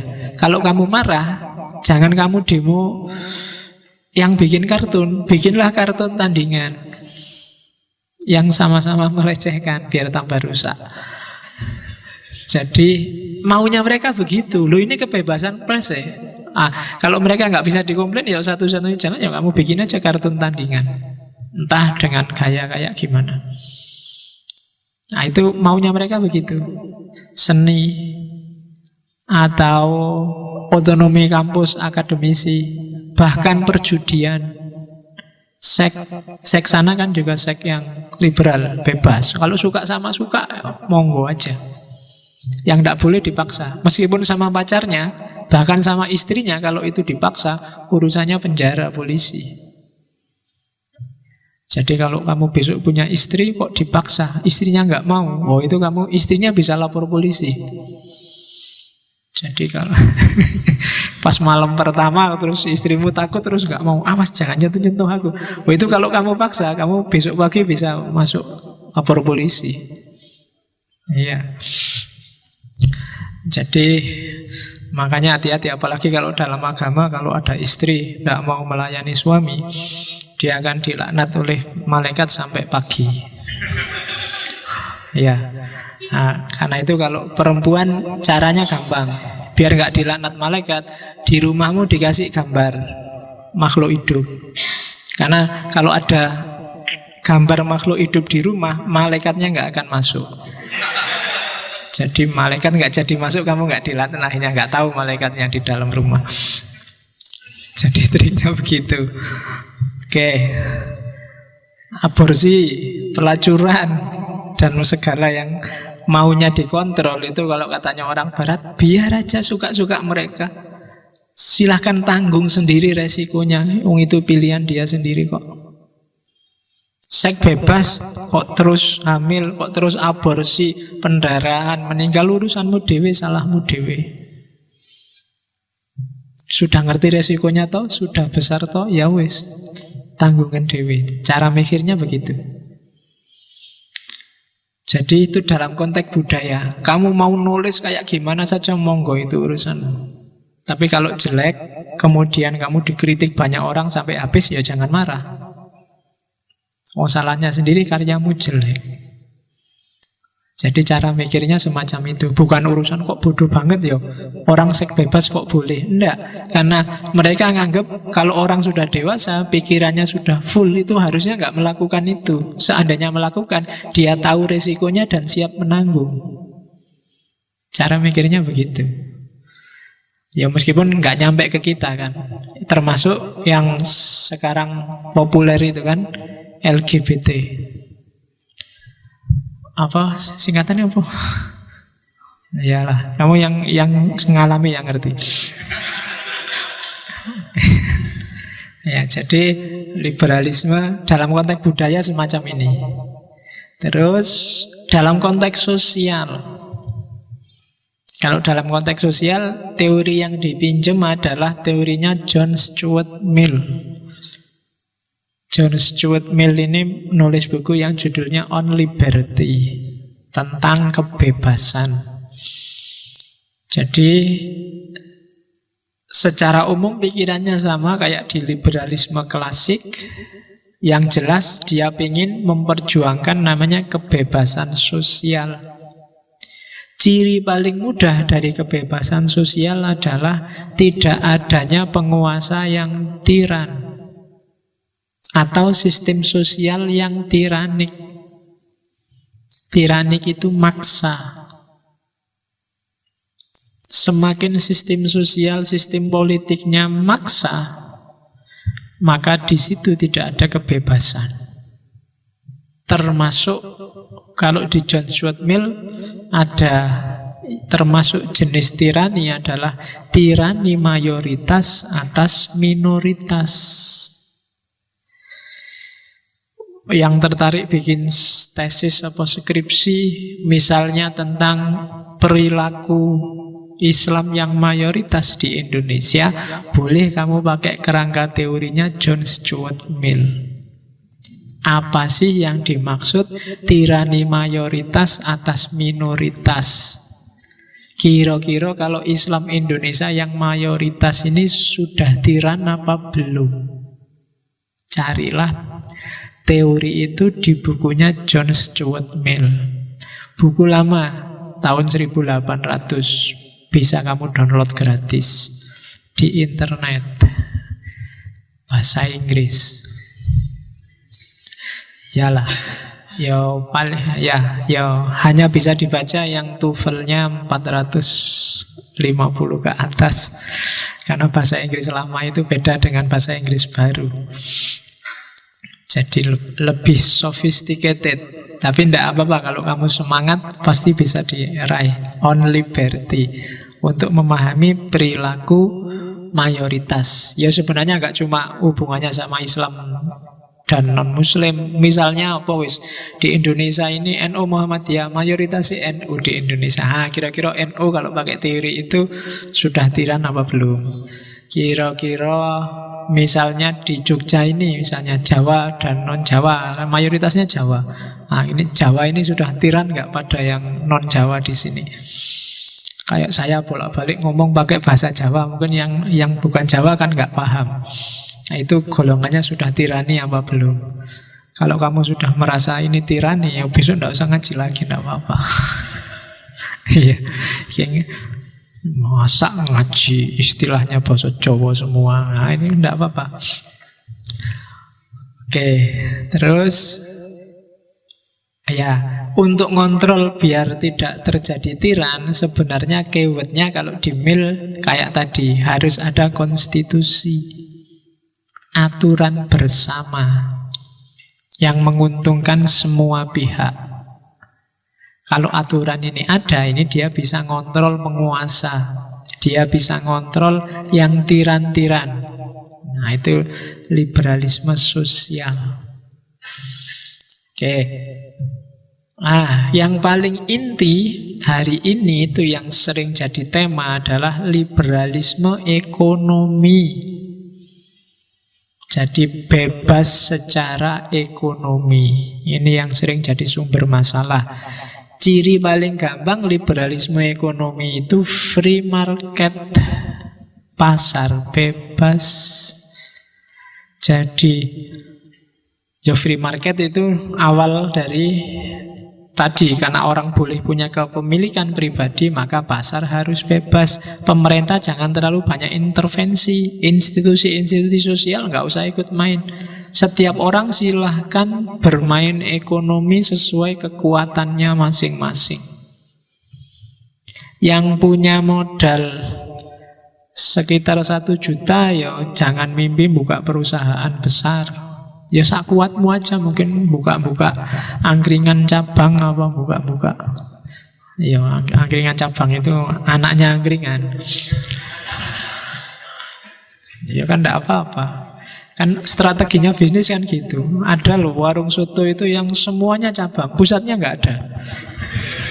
Jadi di Kaliurang cabang jalan Parangtritis, di Parangtritis cabang jalan Kaliurang, terus jadi ketoke ini cabang, padahal di mana-mana cabang. Tapi kelihatan gaya kan banyak cabangnya kayak konglomerat. Kamu juga boleh gitu, angkringan apa cabang dari itu cabang. Jadi free market itu bebas. Kamu pengen bisnis kayak apa, yang penting nggak ada paksaan, nggak ada kecurangan, nggak ada penipuan, bisnis aja. Sebisamu. Itu free market. Yang modalnya kuat bikin perusahaan besar, ya monggo. Kamu nggak usah iri. Kamu kan termasuk yang modalnya lemah. Nah, jadi yang lemah ya sesuai dengan gayamu yang lemah. Yang kuat, usahalah di level yang kuat. Itu free market. Ada untungnya, ada ruginya. Kita lihat ya cirinya. Dari prinsip itu nanti lahir yang pertama. Free market dan ekonomi liberal itu kayak apa sih? Semua sumber produksi adalah milik masyarakat via individu-individu. Jadi tidak bisa bumi, air, dan tanah itu milik negara, tidak bisa. Kalau airnya ada di karanganku, ya milikku. Kalau tanahnya ada di warisannya bapakku, ya jadinya milikku. Negara nggak bisa mengklaim. Jadi itu untuk kepentingan rakyat, tidak bisa. Kalau negara butuh, ya beliau dari aku, bayar. Itu pasar bebas. Terus masyarakat bebas milih sumber-sumber produksi. Pemerintah jangan ikut campur. Pemerintah itu cuma jadi wasit aja, nggak usah ikut-ikutan menetapkan harga lah, nggak usah. Harga-harga biar disepakati pasar. Nggak usah menaikkan, menurunkan. Terus yang keempat, ya masyarakat nanti akhirnya biasanya terpilah jadi 2. Ada kelompok yang menguasai sumber-sumber produksi, ada masyarakat yang hanya pekerja saja karena nggak punya sumber produksi. Terus biasanya terus muncul persaingan dalam rangka nyari untung. Terus segala aktivitas parameternya pasar. Kamu protes misalnya acara TV kok ndak mutu semua, terserah yang penting laku, kata TV-nya. Orientasinya pasar. Pak, ini kurikulum kok kayak gini toh Pak, ndak mutu. Loh, itu kemarin sudah survei, pasar minta kayak gitu. Urusannya pasar. Kalau sudah kayak gitu berarti kampusnya sudah jadi pasar. Jadi kalau ya idealisme keilmuan, bahkan agama pun ketika masuk ke ranah ekonomi kan juga jadi pasar. Ustadz atau kiai yang masuk TV boleh ngomong apa, ndak boleh ngomong apa. Misalnya, hati-hati ya ngomong tentang si A. Sekarang sensitif loh. Jadi kalau ustadznya sedang berapi-api ngomong si A, begitu ada kata-kata si A terus jadi tut. TV-nya dit, ngomong disensor terus ngomongnya untuk kepentingan pasar. Jadi itu ekonomi liberal. Parameternya pasar. Dan pokoknya maju mundurnya boleh tidaknya ukurannya pasar. Pasar masih butuh ya, pasar masih menyerap ya, dan seterusnya. Pornografi Pak di internet luar biasa. Lah tapi orang-orang masih seneng ya. Yang download jauh lebih banyak daripada yang download e-book Al-Quran apa-apa, itu jauh prosentasenya, termasuk di Indonesia. Indonesia konsumen pornografi terbesar nomor 4. Tuh, itu kan menurut saya, ya kita naikkan lah nomor 3 atau nomor 2. Nomor 4 kan masih belum dapat piala. Naik podium itu kan nomor 3 paling enggak. Ya, kalau bisa tahun-tahun depan kita naik podium lah, masa nomor 4 ini kan belum dapat anunya. Oke. Ya, jadi lu pasar itu kan namanya wong butuh kok. Kamu sendiri jadi produsennya juga semangat. Karena apa? Kamu juga semangat download. Sekali download dia dapat berapa? Apalagi yang model dijual model DVD lah, model itu ternyata ya laris luar biasa. Padahal kadang-kadang tidak ada ceritanya, ya wis langsung. Dan kamu senengnya itu loh, kadang internetnya lambat juga kamu tunggu dengan setia. Oke, ya. Jadi kamu setiap hari ngeritik ekonomi liberal, kapitalisme, wong kamu yang mensukseskan kok, aktor-aktornya kamu juga. Tidak ada yang lain. Oke. Keuntungan dan kerugiannya nanti kamu baca sendiri ya. Sudah bisa diraba sebenarnya. Keuntungannya apa, kerugiannya apa. Termasuk yang saya tulis di sini. Kalau kelemahannya ya kadang jadi monopoli. Yang kaya makin kaya, yang miskin makin miskin. Kalau birokratnya korup kayak di Indonesia ini, pasar pasti jungkir balik. Sistem ekonomi pasti kacau. Gejolak karena penguasaan sumber-sumber produksi, persaingan bebas. Dan akhirnya hubungan sosial ukurannya kadang-kadang juga untung dan tidak untung. Agama diukur juga untung dan tidak untung. Pendidikan diukur juga untung dan tidak untung. Dan itu bunuh dirinya orang modern.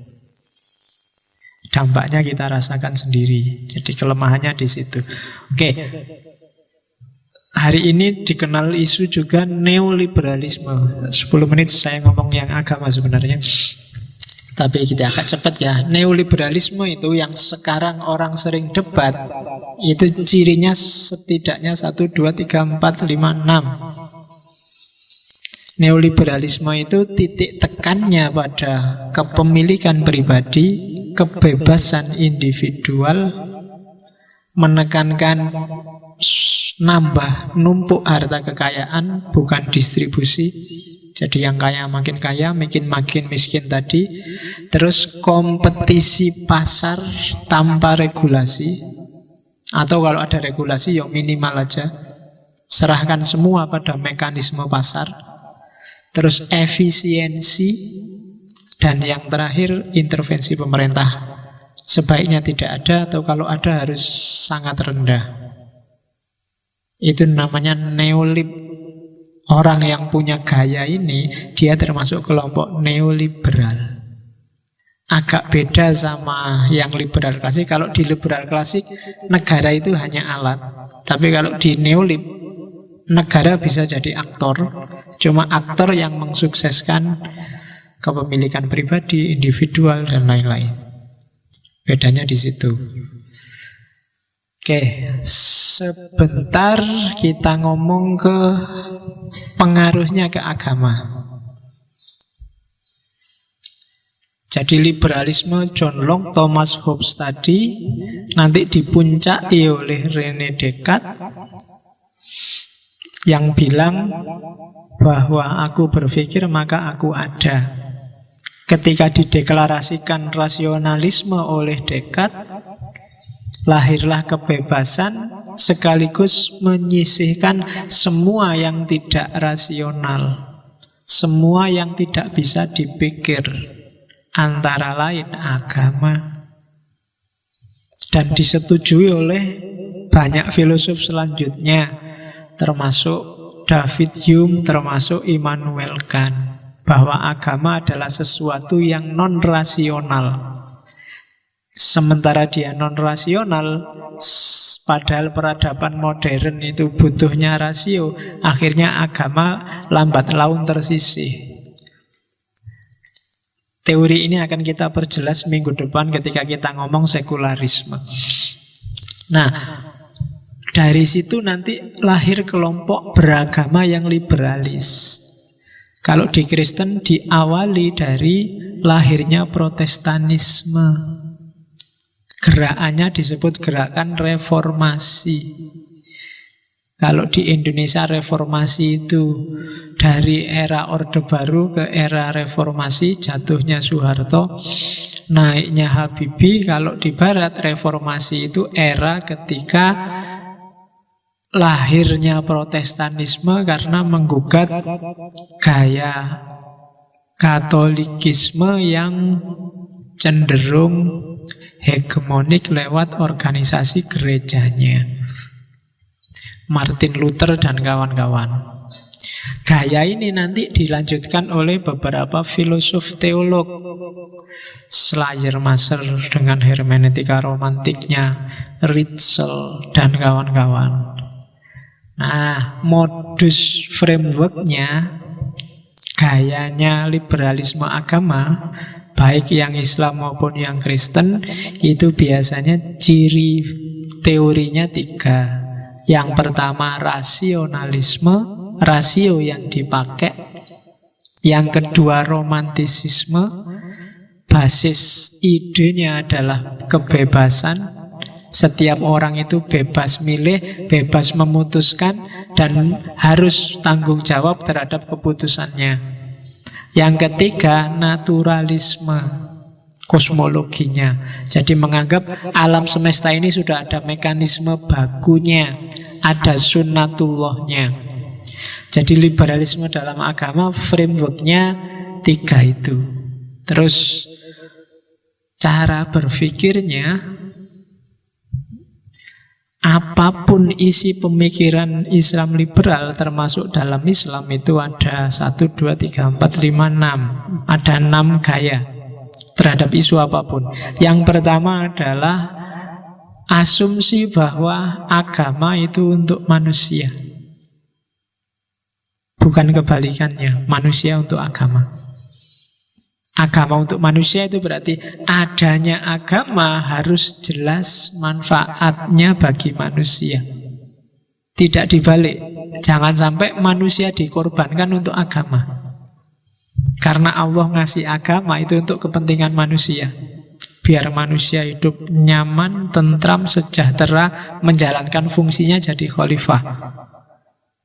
Agamawan selama ini, katanya kelompok liberal, cara mikirnya kebalik. Jadi manusia untuk agama. Jadi manusianya dikorbankan untuk agama. Dan agama di situ terus dogmatisme, tafsir tertentu dari manusia tentang agama.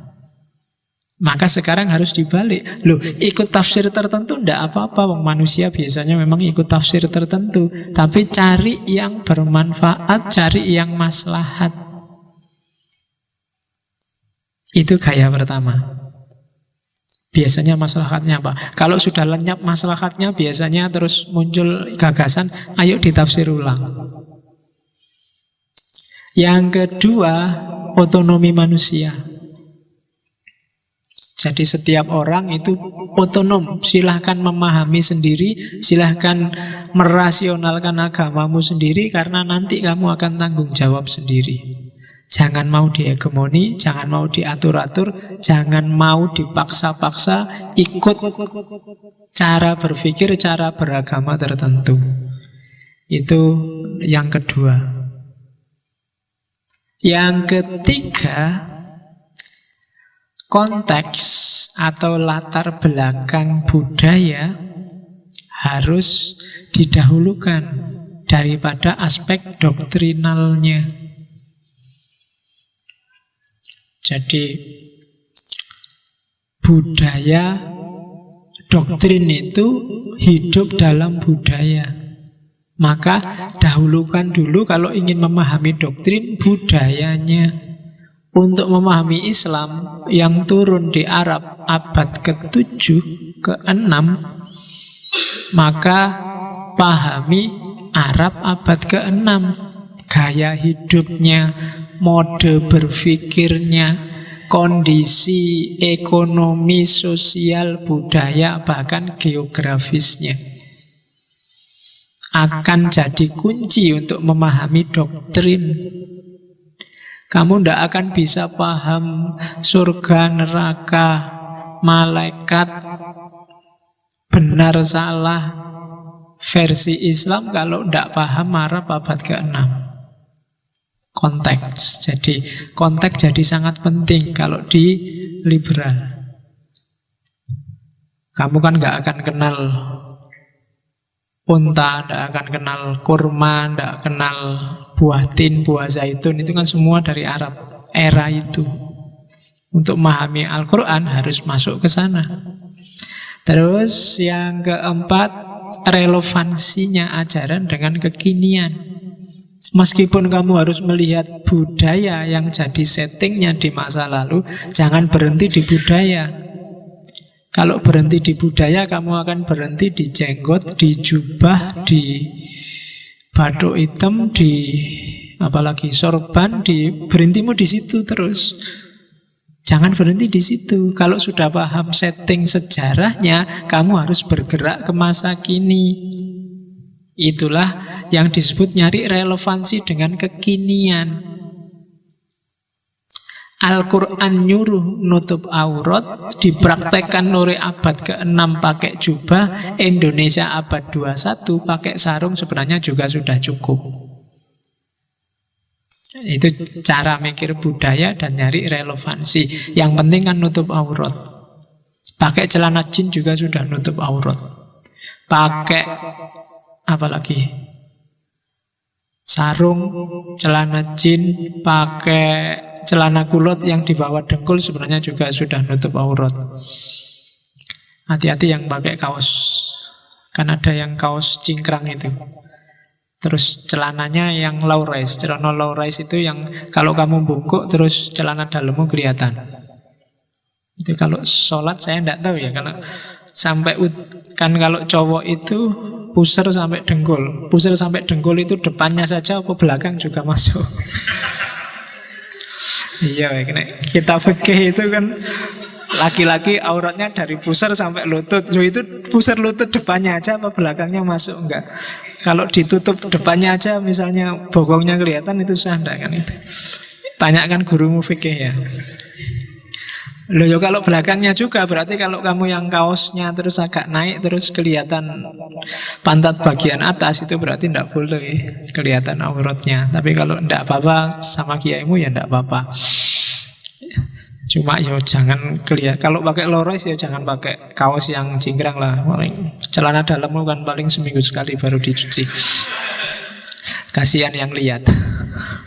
Oke, terus demitologisasi. Kalau demitologisasi itu maksudnya semua yang tidak masuk akal itu kan dianggap mitos. Dan mitos itu tidak bisa dia operatif dalam hidup. Caranya apa? Didemitologisasi, dimaknai secara eksistensial, biar relevan dengan hari ini dan bisa operatif. Ya misalnya kalau zaman dulu misalnya Abduh itu menafsirkan, di tafsirnya itu menafsirkan jin itu sebenarnya bukan kok jin ada makhluknya. Jin itu semacam virus-virus, bakteri itu dan seterusnya. Nah, itu kan memaknai teks secara eksistensial. Jadi kalau ada kamu sedang flu, itu kan kemasukan virus. Itu mungkin bahasan desonya sebenarnya kamu sedang kesurupan jin. Itu kalau versi Abduh, karena virus dan kawan-kawan itu jin. Kalau malaikat itu apa dan seterusnya. Itu kan memaknai mitos sesuai dengan kondisi eksistensial hari ini. Dan yang terakhir, gaya bahasanya juga harus mengadaptasi gaya bahasa kekinian. Untuk biar Islam ini modern, ya gaya bahasanya harus gaya bahasa modern. Dia harus diterjemahkan, ditafsirkan dengan gaya modern. Jadi 1, 2, 3, 4, 5, 6. Ini 6 gaya yang jadi modus pemikirannya liberalisme agama. Kalau di Indonesia berarti termasuk Islam yang liberal. Saya kasih Islam yang liberal ya, karena tidak selalu Islam yang liberal itu tergabung dalam satu lembaga yang namanya Jaringan Islam Liberal. Banyak orang yang mungkin cara berpikirnya liberal tapi dia tidak masuk anggotanya sana. Atau mungkin ada yang masuk anggota sana tapi janjane mikirnya nggak terlalu liberal. Karena liberalisme agama atau Islam liberal itu sebenarnya kan kata sifat. Orangnya bisa siapa saja. Dan itu pengaruh dari liberal yang tak kita jelaskan di awal tadi. Kebebasan manusia, kemandirian manusia, luasnya ruang privat dan mengecilnya ruang publik dan seterusnya. Itu berarti modus-modus yang mempengaruhi cara berpikir liberalisme. Oke, nanti kalau ada waktu kita akan masuk secara lebih detail untuk Islam yang liberal. Karena Islam yang liberal sebenarnya kelanjutan dari sini. Nanti kan liberalisme masuk ke dunia Islam pertama yang membawakan Napoleon dan kawan-kawan waktu dia masuk Mesir. Jadi Napoleon itu masuk Mesir nggak cuma membawa pasukan untuk jajah, tapi dia juga membawa ratusan ilmuwan. Itu yang bikin pencerahan besar-besaran di Mesir, muncul generasi-generasi. Generasi pertama nanti Rifa'ah Rafi Al-Tohtawi itu generasi pertama. Generasi kedua Jamaluddin Afghani, Muhammad Abduh dan kawan-kawan. Generasi ketiga nanti muridnya Abduh, Rashid Ridho, Ali Abdul Razik dan kawan-kawan. Kalau di Indonesia itu sak level dengan Hasyim Asy'ari, Ahmad Dahlan dan kawan-kawan. Dan generasi keempat yang belakangan ini Hasan Hanafi, Arkun dan kawan-kawan. Kalau di Indonesia itu nanti satu level sama Gus Dur, Khalis Majid dan kawan-kawan. Generasi kelima nanti generasinya ngaji filsafat ini. Semoga 1, 2, 3 adalah yang meletik. Itu kalau bahasanya Albert Khorani disebut liberalisme juga dalam agama. Kalau ada waktu kita jelajahi lagi lebih dalam. Cuma paling enggak malam ini kita ngerti itu loh yang disebut liberal itu, dengan segala konotasi dan konteksnya. Oke, saya kira itu. Minggu depan kita akan ngomong tentang liberal pluralisme. Ya, ada apa sih pluralisme? Istilah yang paling sering kita dengar beberapa tahun terakhir. Saya kira itu. Insya Allah ketemu lagi minggu depan. Wallahul muwafiq wal afu minkum wallahu a'lam bissawab.